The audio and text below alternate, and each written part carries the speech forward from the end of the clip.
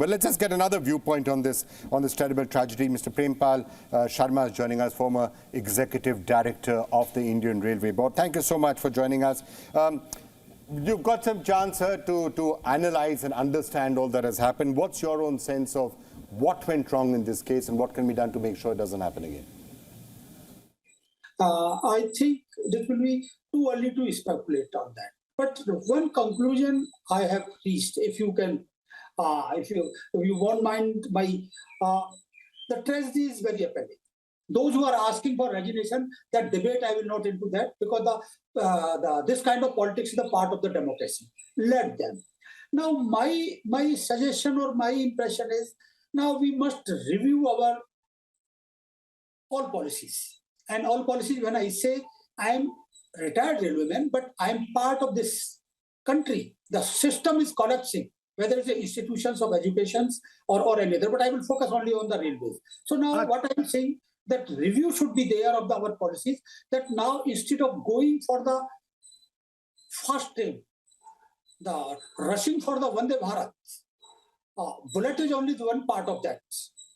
So unless we are ready for that, and when we say we are ready for that, infrastructure means the railway track.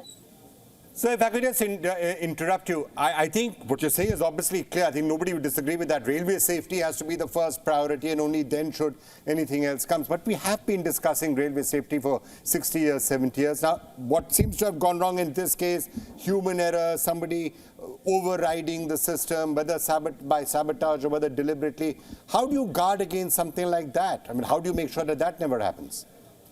कदम बहुत सारे उठाए गए हैं, मैं ये नहीं, लेकिन मैं फिर भी कहूंगा कि और भी ज्यादा उठाने की जरूरत है। जब हम इलेक्ट्रॉनिक एज की तरफ जा रहे हैं, स्पीड 150 प्लस करना चाहते हैं, छोटे शहरों को जोड़ना चाहते हैं, तो पुराने सेफ्टी के जो मेजर्स थे, 150 साल से ज्यादा भी रेलवे के सेफ्टी के बहुत सारे पैरामीटर्स बदले हैं।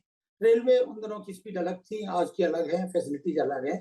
So at the end of the day, given that human intervention in some form or the other was the key in this, do you think the systems in present are designed in a manner that human error can be avoided? Do we need to move towards greater technology to make sure that neither is sabotage possible, nor is human overriding always possible?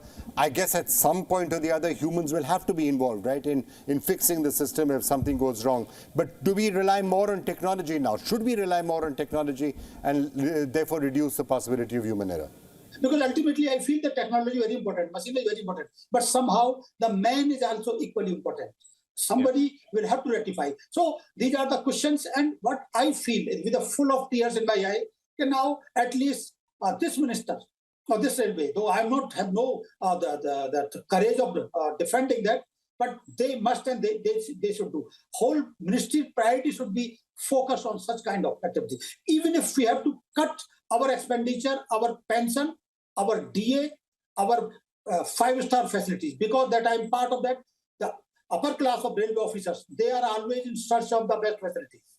They will change their room, their floor, their telephone, all facilities they will ask, but they will never care for the last man. All right, sir. Mr. Prempal Sharma, thank you so much for joining us and shedding some light on this terrible tragedy.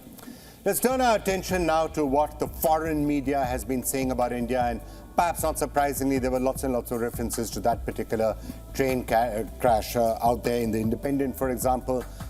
Article about how distressed family members of the victims in the Odisha train crash are facing the requirement of DNA testing before being able to claim the bodies of their loved ones. The UK's Independent reported on the ongoing challenges being faced by some of those affected families.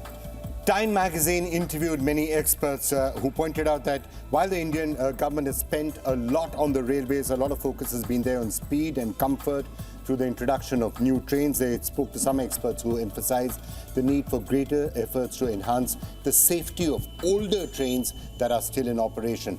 They all pointed out, of course, that India has one of the largest railway networks anywhere in the world. And so they highlighted the challenge of limited time for routine maintenance activities, as may have affected things in this case.